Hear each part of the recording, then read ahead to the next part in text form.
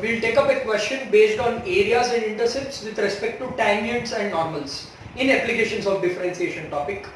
This was one of the questions which was asked in one of the previous year EAMCET. The similar type of model was asked. So the question is, find the sum of the intercepts. So we are asked to find out sum of intercepts on the coordinate axis of any tangent to the curve, and also a curve is given to us. Sum of intercepts is being asked. So let me solve this problem and you'll see that I'll solve it pretty quickly.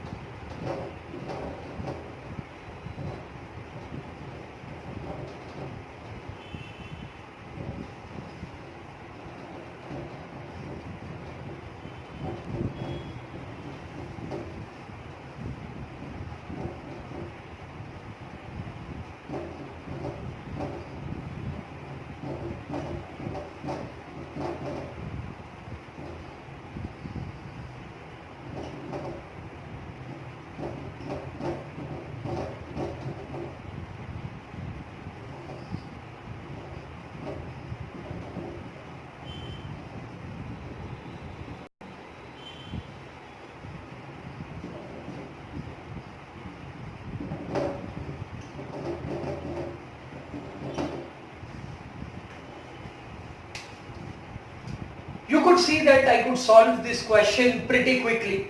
I'll show you a trick to solve these kind of questions. Whenever we have x power some power term, y power some power, a power something, and all the powers are equal. So here we are observing that half, half and half. The first step which we need to do is, whenever I have these kind of questions, I need it as 2 into something. So I multiply and divide with 2. Now I have to ensure that the RHS has the same power. So it should be 2 times some bracket.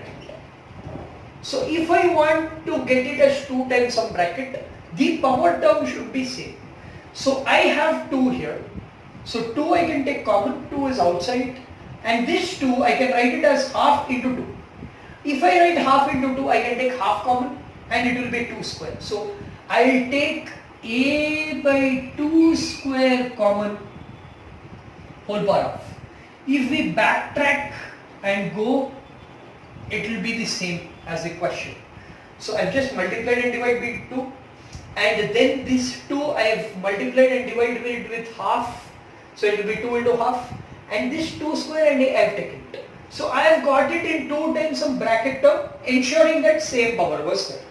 Once I do this, I can directly write it in intercept form as x plus y equals to 2 times the bracket term.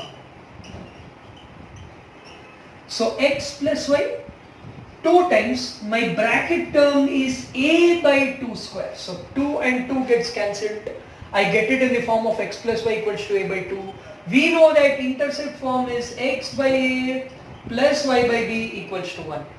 So this will be x by a by 2 plus y by a by 2 equals to 1. This is my x-intercept, this is my y-intercept. Sum of the intercepts is a, which is fourth option. Or if I am asked to find out the area, it will be half times x-intercept into y-intercept, which is nothing but half times a by 2 into a by 2, which is a square by 8.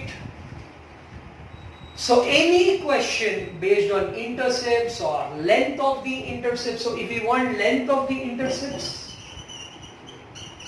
I can write this as under root of a square plus b square. If I want area, I can write it as half into x-intercept into y-intercept. If I am asked to sum, I can directly add both my intercepts. So in this way, any question in intercepts, areas based on sum or length can be solved using this shortcut. Hope you all like the video. Today we will see another question in applications of differentiation which is important for the competitive exams point of view. The question is, the two curves ax square plus by square equals to 1 and capital Ax square plus capital By square equals to 1 cut orthogonally, then the condition is, so here is given a condition named orthogonal. Orthogonal means 90 degrees. That means two curves are given to us. We can find out slopes and product of them is -1, and he has asked us to find out what the exact condition is. So options are also given to us. I'll solve this problem in less than 10 seconds. Let me show you how.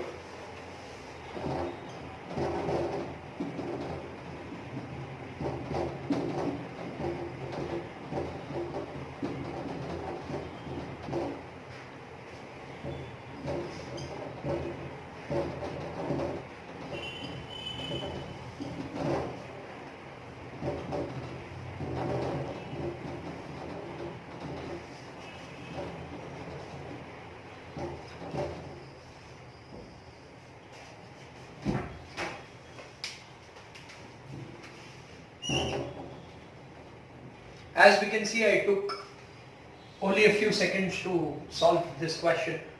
So there is a shortcut by which you can solve any orthogonal condition questions given to us. Whenever we have two curves, x square by a square plus y square by b square equals to 1 and x square by c square plus y square by d square equals to 1, the condition that they are orthogonal is a square minus b square equals to c square minus d square.